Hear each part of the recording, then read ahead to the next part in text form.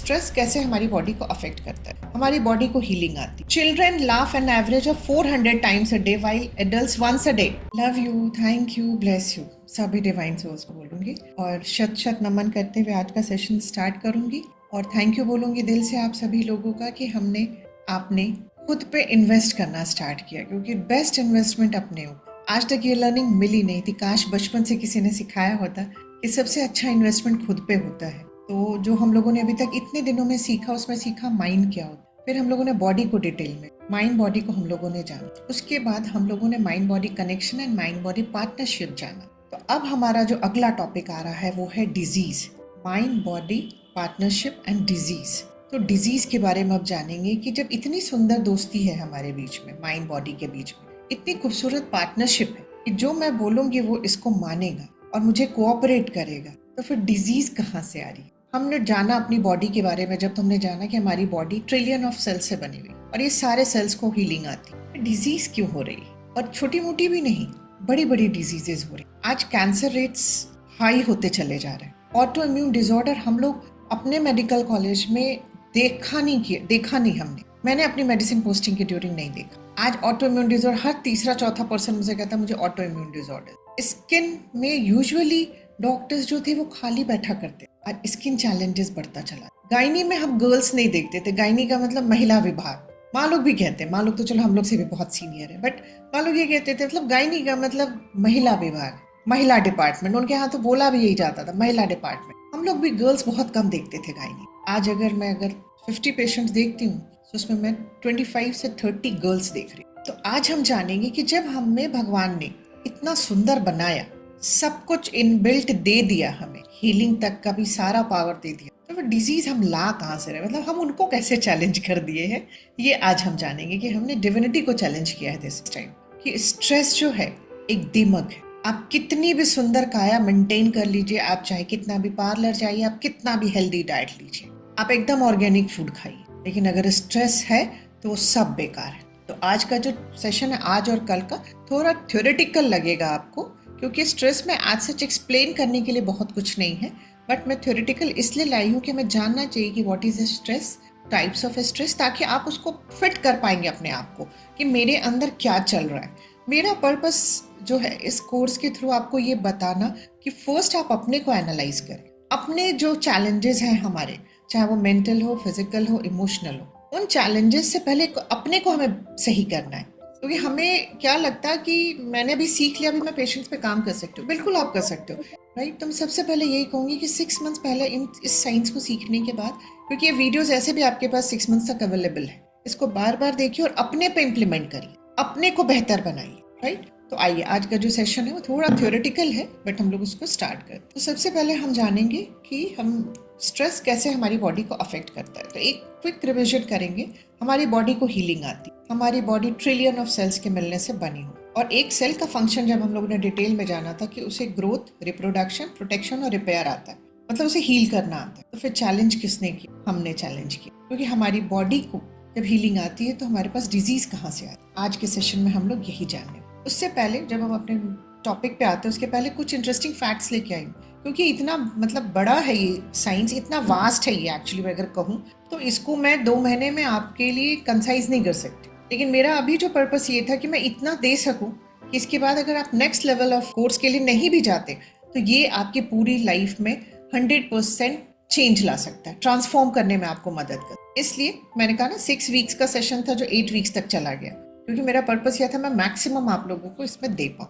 तो आज का जो सेशन स्टार्ट करेंगे विद फ्यू इंटरेस्टिंग फैक्ट्स, इसको ध्यान से सुनिएगा प्लीज, यहीं रहिएगा और कहीं मत जाइए। हमारी बॉडी को हीलिंग आती है। Disease is only caused by lack of energy that is originally caused by stress, usually mental and emotional. मतलब फिजिकल स्ट्रेस भी हमें उतना डिजीज नहीं देता जितना हमें इमोशनल और मेंटल स्ट्रेस देता, राइट। मैं सर्वे आपको बता रही हूँ, डॉक्टर कोल्डवेल का है, लियोनार्ड कोल्डवेल का सर्वे है, उनका रिसर्च है। उन्होंने बताया कि 86% इलनेस कॉज्ड बाय स्ट्रेस। 86 बहुत बड़ा नंबर है। 86% of illnesses are caused by stress. आज के पहले हमारे ग्रैंड पेरेंट्स को इतनी डिजीजेस नहीं थी और इतनी बीमारियां भी नहीं थी तब, न तब मेडिकल साइंस एडवांस था, बट फिर भी डिजीज नहीं थी। मेरी मदर इन लॉ जब पढ़ते थे तो एक भी एंटीबायोटिक नहीं था, जस्ट उन लोगों के पास होने के कुछ दिन बाद पेनिसिलिन का इंजेक्शन आया था। तो आज भी कहते हैं कि हम लोग तो एंटीबायोटिक यूज ही नहीं करते थे, बहुत कम था, बट डिजीज नहीं थी बेटा इतनी, क्योंकि उस समय ये वर्ड नहीं पता था लोगों को। एक तो ये भी रीजन था। दूसरा, हम लोग बहुत हद तक अपने उस 5 एलिमेंट से, जिससे हमारी बॉडी बनी है, जो हमारी बॉडी के लिए की हीलिंग के लिए सफिशिएंट है, हम उस पूरे 5 एलिमेंट से हमेशा जुड़े रहते। हम नंगे पैर चलते थे, हम नेचर के साथ अपना टाइम स्पेंड करते, हम खुली हवा में बैठते थे, हम पानी को और अपने अन्न को देव स्वरूप मान करके उसे ग्रहण करते, धन्यवाद करते थे उस जल को पीने से पहले, धन्यवाद करते थे उस भोजन को कि आज आप हमारे सामने हैं। पहले उसे प्रभु को अर्पित करते थे, उन्हें प्रसाद बना लेते थे, उसकी एनर्जी ट्रांसम्यूट कर लेते थे, चाहे बनाने वाले के टाइम जब भी वो बना रहा था तो उसकी एनर्जी चाहे भले ही नेगेटिव हो, क्योंकि आप जिस थॉट के साथ फूड प्रिपेयर भी कर रहे हो वो आपके फूड में एब्जॉर्ब हो जाता है। मैंने जब इस साइंस को जाना, फूड की एनर्जी को समझा, वाटर एनर्जी समझा, तब से मैंने स्ट्रिक्ट इस चीज़ को बनाया है कि मेरे किचन में अगर हेल्पर भी खाना बना रहे हैं तो आप भजन चला सकते हो। आपका कॉल आता है, स्विच ऑफ कर दो गैस को, आप किचन से बाहर निकल के बात करो, बट किचन में कोई बात नहीं हो। यहाँ तक कि मेरा भी है, मैं अपना मोबाइल ड्राइंग रूम में रखती हूँ ताकि अगर बचता है तो मैं वहाँ जाकर के, क्योंकि मेरा ड्राइंग रूम और किचन में एक विंडो है जिससे मुझे आवाज़ आए। तो कहने का ये मतलब है कि फूड और वाटर को भी हम थैंक्स बोलते हैं। तो उस समय जिस चीज़ से हमारी बॉडी बनी है और जिस 5 एलिमेंट्स की ज़रूरत हमारी बॉडी की हीलिंग के लिए होते हैं, वो हम उसके साथ जुड़े रहते, इसलिए हमें डिजीज नहीं हो। हम सूर्य की रोशनी में मोस्ट ऑफ द टाइम रहते थे। हमारे बड़े सूर्य की तेज से बता देते थे समय क्या हो रहा है, हमारी परछाई से बता देते थे कि अपनी परछाई से बता देते थे कि अभी टाइम ये हो रहा है। हमने जैसे जैसे चीज़ों को एडवांस किया, अपनी लग्जरी को बढ़ाया और अपनी बेसिक रूट से हटते चले गए, हमें डिजीज मैं कह सकती हूँ वरदान में मिलना शुरू हो। राइट, तो इस चीज़ को ये बहुत मैं कह सकती हूँ ना, सभी डॉक्टर्स के लिए अलार्मिंग होना चाहिए कि 86% illnesses are caused by stress only. Only 14% illness caused by acidosis. मतलब जिसमें हमारा जो ब्लड पीएच हो जाता है वो एसिडिक हो जाता है। तो ब्लड पीएच है एसिडिक कब होता है? जब हमारा जो डाइट है, जो हमारी बॉडी के लिए हेल्दी डाइट है, अगर हम वो डाइट नहीं लेते। Nutritional deficiencies. Third, accumulation of toxins. Fourth is dehydration. Dehydration अगर हम वाटर इनटेक कम कर रहे हैं। Fifth is lack of oxygen, जो आज हम ब्रीदिंग प्रॉपर नहीं कर रहे हैं due to stress, fear, anxiety. हम थोरैको एब्डोमिनल ब्रीथ करते हैं आज के डेट में। इतनी फास्ट ब्रीदिंग हमारी चलती है तो हमें ऑक्सीजन भी हमारे पूरे ऑर्गन्स को प्रॉपरली नहीं मिल रहा है, एंड लैक ऑफ एक्सरसाइज। तो 14% illnesses are caused by acidosis. मैं इसको फिर से रिपीट करूंगी। और एसिडिक जो हमारी बॉडी हो जाती है, एसिडोसिस जो हमारी बॉडी में होता है ड्यू टू बैड डाइट जो हमारी बॉडी के लिए नहीं बना है। Nutritional deficiencies are very common nowadays. Accumulation of toxins, dehydration, lack of oxygen and lack of exercises. तो your body is genetically condition to survive and heal itself. कितनी प्यारी सी चीज है ये, जेनेटिकली कंडीशनड है सर्वाइव और खुद को हील करने, लेकिन हमने उसको चैलेंज किया हुआ है, आज अपनी हीलिंग को स्टॉप किया हुआ है। ये लाइन बहुत प्यारी है। इस दुनिया में कोई भी ऐसी डिजीज नहीं जो क्यूरेबल नहीं है। No incurable disease, only incurable people. ये हिपोक्रेट्स का no incurable disease, only incurable people. ये मैं आपको साइंस बता रही हूँ। राइट, उसके बाद जानेंगे 1 minute of anger suppresses your immune system for 6 hours. 1 minute का गुस्सा आपके इम्यून सिस्टम को 6 hours के लिए शट डाउन कर देता है। मैं 1 मिनट की बात कर रही हूँ, ध्यान से सुनिएगा इसको। और 1 minute of laughter boosts your immune system for 24 hours. मेरा एक सवाल है, आज कौन दिल खोल के, जिसको हंसना बोलते हैं, आज कौन हंसे हैं दिन में? प्लीज एक बार हैंड रेज करिएगा। दिल खोल के जो हंसा हो, लोटपोट वाली जो हंसी होती है जिसके बाद लगाओ कि अरे यार अब पेट में दर्द, अब रुक जाओ, प्लीज रुक जाओ आज। इसमें आज का नहीं है, ठीक है। लास्ट वीक कोई हंसा था इसी तरह से दिल खोल के, मतलब इतना ज्यादा, जो बचपन में हंसा करते थे कि मम्मा को बोलना पड़ता था अब चुप होगी थोड़ी देर के लिए, एकदम चुप, वैसी वाली हंसी, लोटपोट वाली हंसी। लास्ट वीक भी कोई नहीं हंसे। अच्छा, 6 months पहले कोई हंसा था इस तरह से? हैंड रेज करिए। ठीक है, 6 months भी नहीं, 6 months पहले श्रेष्ठा भाई हंसे थे। चलिए 1 year पहले वाले लोग हैंड रेज करें। सुतपा 2 years हैंड रेज करें, जो 2 साल पहले, श्री 2 साल पहले हंसे। राइट, 6 years लंबा टाइम लेते हैं, याद भी नहीं आ रहा। तो आप सोच के देखिए कि आप अपने इम्यून सिस्टम को, जो 1 मिनट के लाफ्टर से 24 hours के लिए एक्टिवेट हो जाता है, आपकी हीलिंग में हेल्प कर सकता है। हमें हंसे हुए 6 साल हो गए और हम चाह रहे हैं कि हमारी डिजीज हमें छोड़ क्यों नहीं रही। 1 मिनट का एंगर 6 आवर्स के लिए इम्यून सिस्टम को शट डाउन कर देता है। अभी गुस्सा मैं पूछूं तो अभी सब बता देंगे। अभी आज किसने गुस्सा नहीं किया है वो हैंड रेज करिए। किया तो सबने होगा, किसने नहीं किया वो हैंड रेज करिए। वहां कोई नहीं है।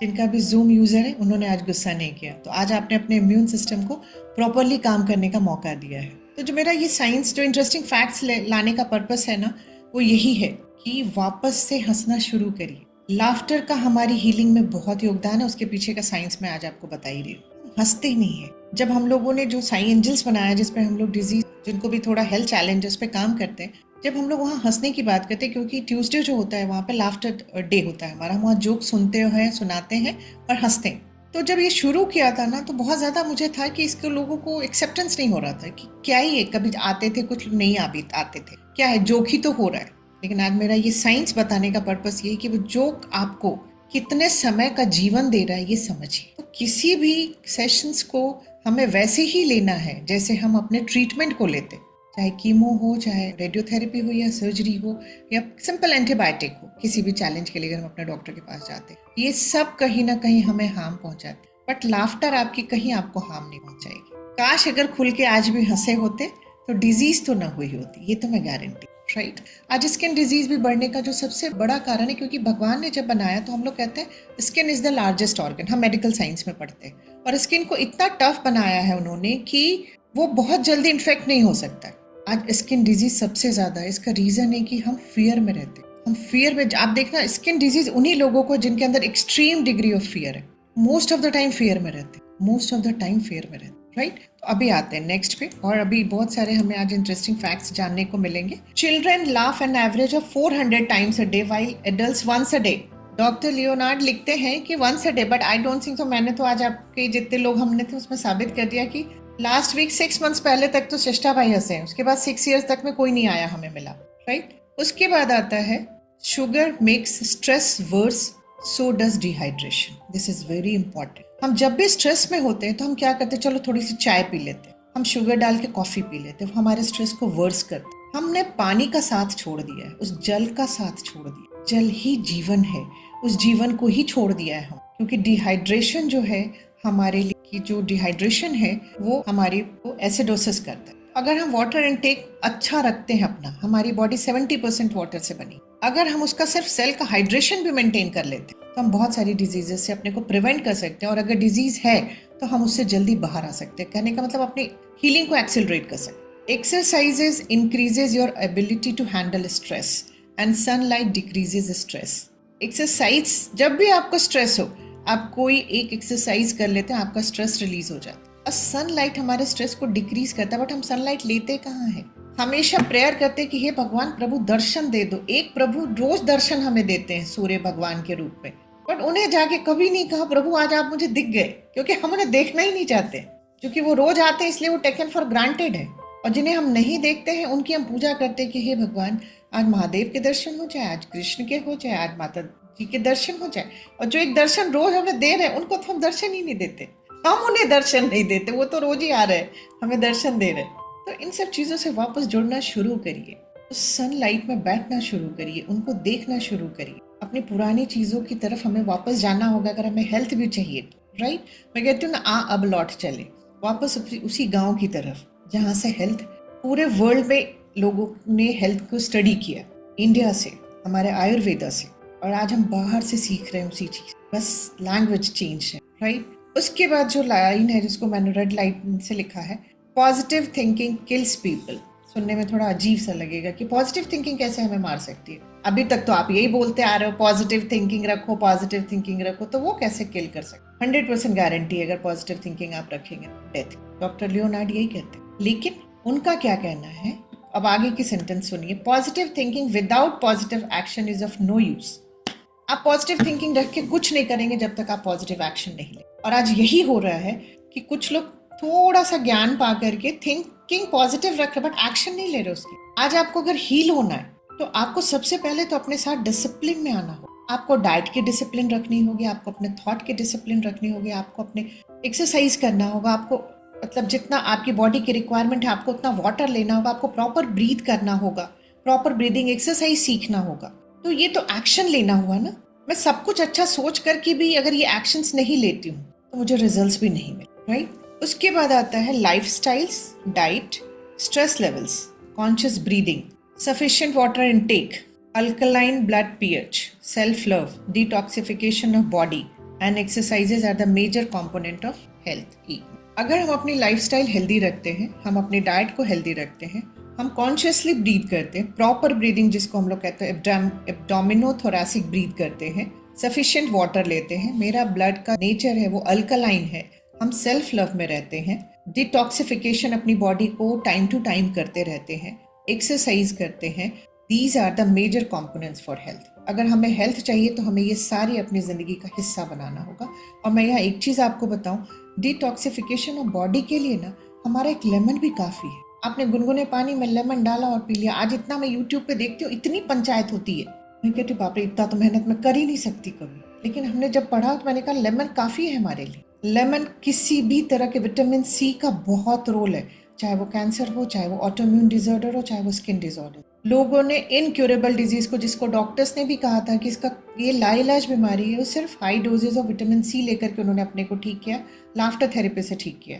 और डिटॉक्सिफिकेशन ऑफ बॉडी के लिए मैं आपको बताऊं, सिर्फ ना एक हिंदी पंचांग रख लेना अपने घर। जब जब एकादशी आए ना उसके अकॉर्डिंग फास्ट कर लेना। आज निर्जला एकादशी, आज आपको वाटर नहीं लेना। मतलब इतने दिन के बाद जब हम रेगुलरली खाना खा रहे हैं और अब सफिशिएंट वाटर ले रहे हैं, उसके बाद हमारी बॉडी को एक टाइम ऐसा आता है जब उस दिन उसको वाटर की जरूरत नहीं होती। फिर एक दिन देखा कि आप हम लोगों की तरह बोलते हैं कि बिना नमक वाली एकादशी, मतलब उस दिन आप फल खा सकते हो बट नमक नहीं खाओगे। तो वो जितने दिन के बाद वो आती है ना, उस दिन नमक की जरूरत हमारी बॉडी में नहीं होती। एक दिन फल वाली एकादशी या वन टाइम मील वाली एकादशी आती है कि आप एक वक्त खा सकते। तो ये जितनी भी सुंदर चीजें बनी वो हमारे हेल्थ के लिए बनी। आज हिंदी पंचांग हम में से किसी के घर में नहीं, इंग्लिश वाला है, इंग्लिश वाला। आज के बाद ना मैं एक ही चीज कहती हूँ, इसके लिए भी आपको ना अलग से नहीं सोचना कि मैं मंडे टू मंडे डिटॉक्स करूंगी, नहीं।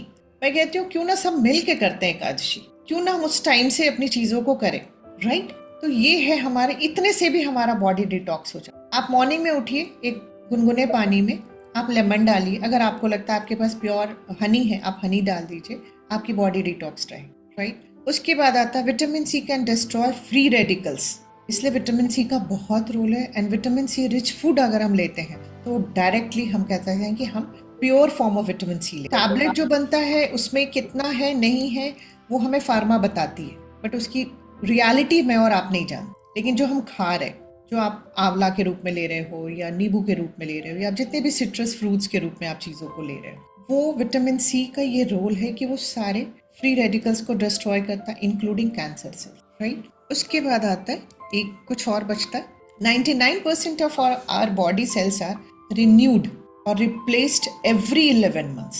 This is the beautiful fact we all should know कि हर 11 महीने में हमारी बॉडी एक नई बॉडी हो जाती है, every 11 month। Most of the cells in our body are not older than 2 years। तो फिर हम डिजीज कैसे बचाए हुए हैं 2 साल 3 साल 4 साल से, वो क्यों नहीं बदल रही है? इसको हमने बदलने से रोक रखा कि इसका तो नेचर है अपने आप में चेंज हो जाना। 1 साल के बाद हमारी पूरी बॉडी के पूरे सेल्स ही चेंज हो जाते हैं। जैसे आप कभी कभी लगता है यार बहुत सारे पुराने कपड़े को उसको निकालो, अपने शेल्फ में अलमीराज में हम नए कपड़े डाल देते हैं। उसी तरह से यहाँ भी होता है। भगवान भी कहता है कि क्या करोगे इतना 2 साल पुराना सेल लेकर के, वापस रिप्लेस कर देता है वो सारी चीज। फिर डिजीज कहाँ से हम स्टोर करके रखे, वो कौन से लॉकर में बंद करते हैं हम, जो निकलती नहीं वहां से। मैं आपको बताती हूँ कुछ इंटरेस्टिंग फैक्ट्स है, इसलिए बता रही हूँ सेल्स के बारे में। ये डॉक्टर्स जो नहीं भी है उनके लिए भी इंटरेस्टिंग होगा। Between 1 billion and 7 billion liver cells are renewed every second. हर एक सेकेंड में लिवर सेल्स जो है 1 billion to 7 billion liver sales renew हो जाता है। एवरी सेकेंड की बात मैं कर रही हूँ। और आज लिवर डिजीज बढ़ रहा है। कितना चैलेंज कर रहे हैं हम डिविनिटी को, ये देखिए। एवरी 6 weeks में we have a new liver, मतलब हर 1.5 महीने में हमारे पास नया लिवर तैयार हो जाता है। बट आर लिवर डिजीज बढ़ रहा है। आज यंग जनरेशन में भी, बहुत यंग एज ग्रुप में भी लिवर सिरोसिस देखा जा रहा है। They are non alcoholic. पहले हम लोग कहते थे जो अल्कोहल लेते हैं क्रॉनिक एल्कोहलिक्स को ही हुआ करता था, आज ऐसा नहीं है, right. All kidney cells are replaced within 8 weeks।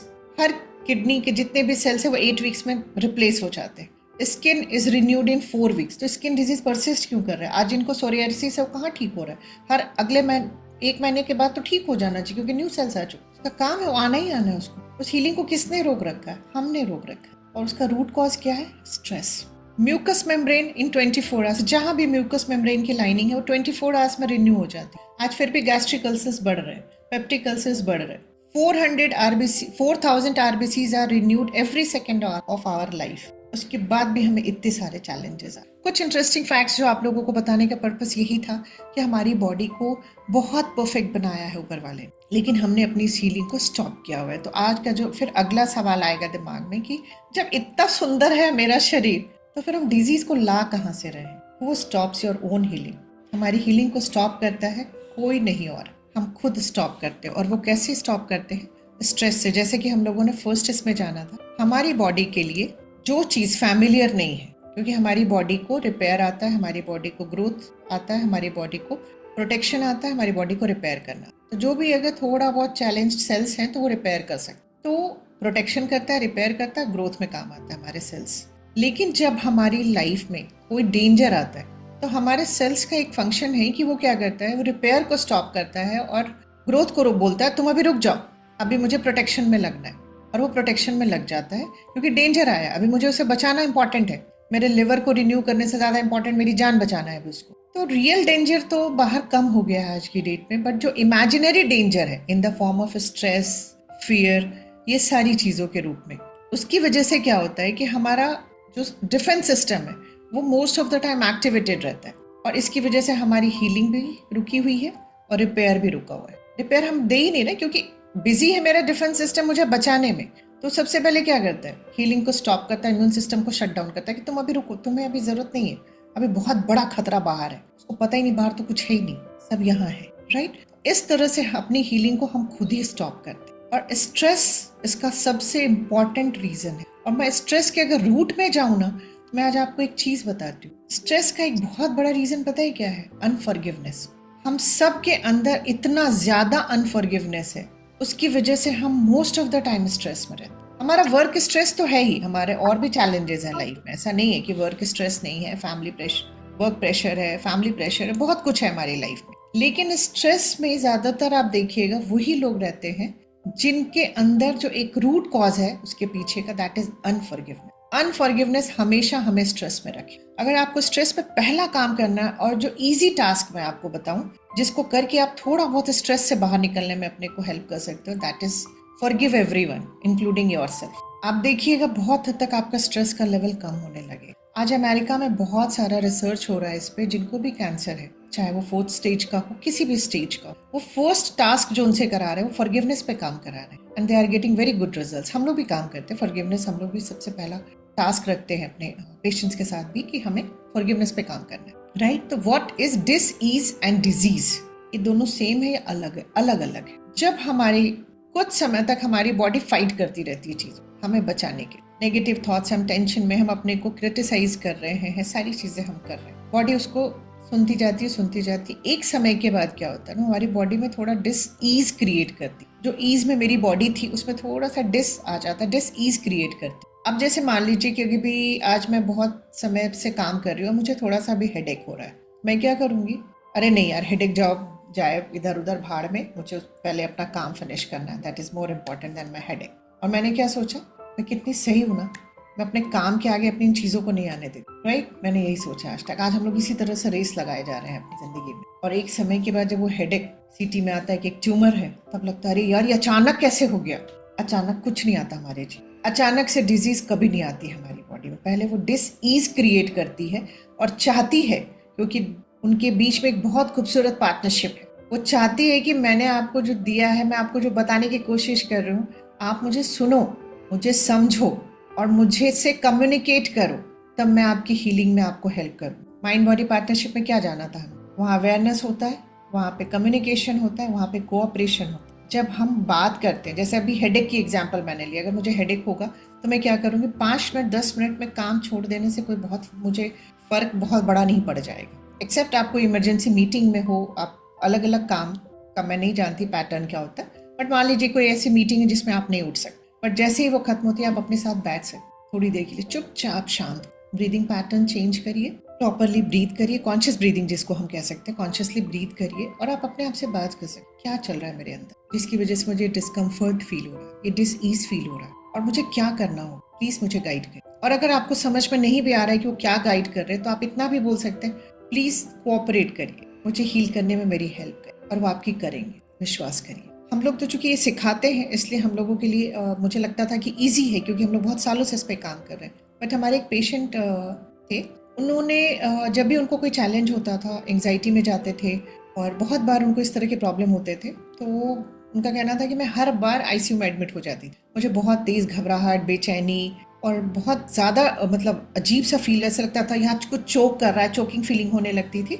तो मैंने क्या करते थे, मेरे घर वाले ले जाते थे, मुझे आईसीयू में एडमिट करते थे और बहुत लंबा चौड़ा बिल बन जाया करता। उन्होंने, वो फर्स्ट बैच में थे हमारे माइंड बॉडी पार्टनरशिप वाले में, जब उन्होंने इन चीज़ों को वहाँ पे सीखा, तो एक बार वो हॉस्पिटल से खुद को ही दिखा के लौट रहे थे और अचानक उनको कार में वही एंग्जाइटी, घबराहट, पैल्पिटेशन सब फील होने लगा। तो उनके हस्बैंड ने कहा कि गाड़ी को घुमाते हैं, वापस हॉस्पिटल चलते। बोले नहीं, मुझे 5 मिनट दे दो, अगर 5 मिनट में मुझे रिलीफ नहीं हुआ तो हम वापस चलेंगे हॉस्पिटल। और उन्होंने वही किया, पहले अपने को शांत किया, रिलैक्स किया बॉडी को, ब्रीदिंग, कॉन्शियस ब्रीदिंग स्टार्ट किया और अपने आप से बात करना शुरू। बोली जो भी चल रहा है उसको मुझे वहाँ से हटाना है और प्लीज़ मुझे कोऑपरेट करिए, मुझे हीलिंग में मेरी हेल्प करिए। और उन्होंने हमें इसी तरह के एक अपने सेशन में, लाइव सेशंस में आकर के उन्होंने कहा कि दीदी आज मैंने इसको एक्सपेरिमेंट किया और मुझे इसके बहुत अच्छे रिजल्ट्स। तो कहने का यही मतलब है कि अपने आप से बात करना शुरू करना होगा। कोई भी बॉडी में डिस्कम्फर्ट है उसको डिनाई मत करिए, क्योंकि जब हम इस डिस-ईज को बार बार डिनाई करते तब वो डिजीज का फॉर्म ले लेता है, क्योंकि अब उसको पता है कि अब मेरा ओनर का ध्यान मेरी तरफ जाके रहे, अब उनका ध्यान जाएगा ही जाएगा। और यही होता है, हमें जब बड़ी डिजीज हो जाती है तो हम सोचते हैं ये कहाँ से हो गई, ये कैसे अचानक आ गई मेरी लाइफ में। नहीं, वो बहुत सारे अलार्मिंग साइंस के साथ आई, हमने उस साइन को समझा नहीं है, और समझा तो उसे टाइम नहीं दिया, उसके साथ अपने आप को अलाइन करने की कोशिश नहीं की, राइट। उसके बाद मैं आज आपको बताऊंगी कि डिजीज स्टार्ट कहाँ से होती है, डिजीज की शुरुआत कहाँ से होती है। ये तो हम लोगों ने जान लिया कि डिस-ईज क्या होता है और डिजीज क्या होती है। तो डिजीज स्टार्ट कहाँ से होती है, क्योंकि डॉक्टर्स इसको अच्छे से जानते हैं, बट जो डॉक्टर्स नहीं है उनके लिए मैं थोड़ा एक्सप्लेन करूंगी। डिजीज वूम से स्टार्ट हो जाती है, बहुत सारी डिजीज, उसको हम लोग बोलते हैं fetal origins of adult diseases. ये डॉक्टर डेविड बार्कर का हाइपोथेसिस है। होल्स इवेंट्स ड्यूरिंग, जो अर्ली प्रेगनेंसी में मदर को, पहले जब इन्होंने ये हाइपोथेसिस आई तो ये आया कि न्यूट्रिशनल डेफिशिएंसीज अगर मदर में है तो बच्चे में fetal origins of adult disease होने के चांसेस है। मतलब कि उस बच्चे की बीमारी की नींव उसके माँ के गर्भ में मिली है उसको, जब वो लेट 20s में आएगा, 30s में आएगा, तो उसको बहुत सारे मल्टीपल डिजीजेस हो जाएंगे। मतलब माँ ने अपने बच्चे की विरासत में अनजाने में 5 और 6 डिजीजेस लिखी। मैं कहती हूँ ना, 9 मंथ्स में क्यों अपने पे इतना काम करो, क्योंकि आपको नहीं पता है कि आप क्या लिख रहे हो अपने बच्चे की विरासत में। मैं कहती हूँ आपने करोड़ों रुपए लिख, बट उसको भोगने के लिए, उसको एंजॉय करने के लिए आपका बच्चा भी होना चाहिए। आज मैं देखती हूँ फैमिलीज में कहने को सभी साथ में रहते हैं, बट उस जो मैं कहती हूँ मदर है, वुड बी मदर है, उसकी वो केयर नहीं होती, उसके इमोशंस को, उसके मेंटल कंडीशंस को कोई अंडरस्टैंड नहीं कर रहा है। बट उनको फिक्र क्या है कि मेरा बच्चा है कि इसके नाम से मैं ये कर दूंगा, इसके नाम से मैंने ये लिख दिया, इसके नाम से मैं ये लेने वाला हूँ या ये लेने वाली हूँ। पूरा घर उसमें बिजी है, बट उस मदर की मेंटल और इमोशनल कह सकते हो हेल्थ का किसी को ख्याल नहीं है, जिससे उस बच्चे की विरासत लिखी जाएगी हेल्थ की। आप कितना भी उसके जन्म के बाद आप पूजा पाठ करा लो, सारे मुहूर्त निकाल लो, अगर 9 मंथ में ध्यान नहीं दिया, बहुत ज्यादा ये चीजें काम नहीं आती, राइट। लेकिन जैसे जैसे टाइम बीता, उसमें देखा गया कि babies expose to stress, both nutritional and non nutritional भी, जिसमें हमारे सारे थॉट्स पैटर्न वगैरह आ गए। अगर 9 मंथ्स में मिलते हैं तो उन बच्चों को fetal origins of adult diseases होने के चांसेस हो। तो कहने का यही मतलब है कि डिजीज वूम से स्टार्ट हो, अगर हमने वुड बी मदर का ख्याल नहीं किया। तो मैं यहाँ सभी से रिक्वेस्ट करती हूँ, मैं हर अपने सेशन में रिक्वेस्ट करती हूँ, प्लीज प्लीज वूम प्रोग्रामिंग को प्रमोट करिए, क्योंकि हम तभी कह सकते हैं ना डिजीज फ्री सोसाइटी बना सकते, हेल्दी नेशन का जो सपना हम लोग मिलके देखते हैं वो हम बना सकते, हेल्दी बच्चों को इस दुनिया में ला सकते, जो फिजिकली हेल्दी होंगे, मेंटली हेल्दी होंगे, इमोशनली स्टेबल होंगे। तो आप सोचिए कि आपके बच्चे उन्हीं के साथ रहेंगे, हम रहे ना रहे, बट अगर ये सुंदर जनरेशन आके रहेगा तो हमारे बच्चों को एक सपोर्ट सिस्टम जो रहेगा वो बहुत हेल्दी रहेगा। मैं कहती हूँ ना, हम लोग कितने सेल्फिश हो गए कि हम सिर्फ अपने बारे में सोच रहे हैं, हम अपने बाद क्या दुनिया छोड़ के जाएंगे ये कभी सोचते ही नहीं। हम अपने बच्चों के साथ 100 ईयर्स तक नहीं रह सकते, तो क्यों ना इस खूबसूरत नेशन को बनाने की जिम्मेदारी हम सोचते हैं कि कुछ पॉलिटिशियंस की है जो अच्छा काम कर रहे हैं, सबकी नहीं है। कुछ जो सोशल वर्कर्स हैं, एनजीओज रन करते हैं, उनकी है। एक अच्छा नेशन बनाने की जिम्मेदारी हम सबकी है। और एज अ डॉक्टर हमारे पास ज्यादा पावर दिया है डिविनिटी। हम सिर्फ वूम प्रोग्रामिंग को प्रमोट करके बहुत सुंदर नेशन बना सकते हैं। एंड दैट्स द रीजन कि गायत्री परिवार इस पे बहुत काम करता है, राइट? तो ये यहाँ से स्टार्ट हो जाता है। कुछ चीजें मैं आज आपको बताती हूँ कि अगर हमने वूम प्रोग्रामिंग का ध्यान नहीं रख, वूम प्रोग्रामिंग को प्रमोट नहीं किया और वुड बी मदर को वो जो हमें एक सपोर्ट देना था, physical support, mental support, emotional support अगर नहीं दिया, तो हम अपने बच्चों को विरासत में कितनी सारी डिजीजेस देंगे क्रॉनिक। उसकी लिस्ट आज मैं लेकर के आई हूँ और इसी के साथ फिर हम आज का सेशन एंड करेंगे। तो इसमें जो है हम अपने बच्चों को देते हैं डायबिटीज, ओबेसिटी जिसको हम लोग ओवरवेट, मोटापा कहते हैं, dyslipidaemia, hypertension, coronary heart diseases, stroke, kidney failure, liver failure में कोलेस्टेसिस एंड स्टेटोसिस आज ये बहुत कॉमन आ रहा है, छोटे बच्चों में भी देखने को मिल रहा है, यंग गर्ल्स में। लंग एबनॉर्मलिटीज में रिएक्टिव एयरवे डिजीजेस मिल रही है, immune dysfunction, reduced bone mass diseases भी इंक्रीज कर रही हैं आज की डेट में। Alzheimer, depression, anxiety, bipolar disorder, schizophrenia and cancer. तो आज का जो अगर मैं कहूँ टेक अवे मैसेज है तो that is stress or fear is one of the important root cause of diseases. Love you, thank you, and bless you.